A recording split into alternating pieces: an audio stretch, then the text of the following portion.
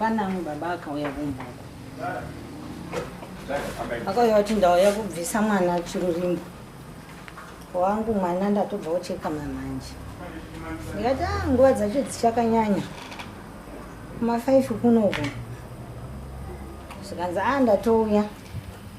ndikati ndasina kutombozvigadzirira mwana wacho atorara hwake achitonetsa zvikanzi aiwa ndikati mareza acho handina ndasina kumbozvitenga because mamusina kundiudza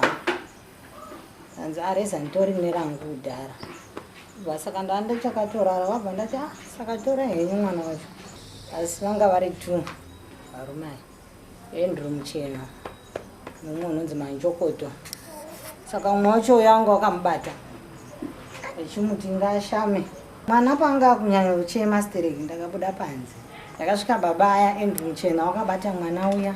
ndonomba mazara ropa mwana uya ane marurimi 2 wakachekwa nepakati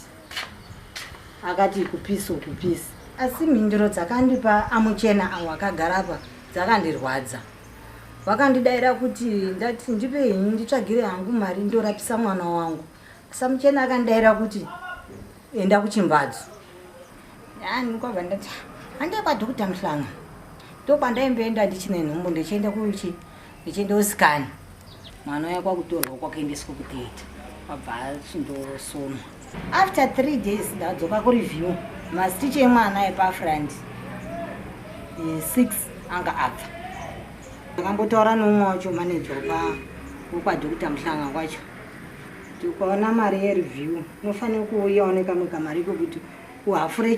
chikwereti because mwana kuti azobviswa mastich chikwereti chese chinenge chadii chakiyiwa chikapera saka nditori busy kutsvaga chinyi mari pamwana wacho unenge uchida mukaka yechikwereti pane 308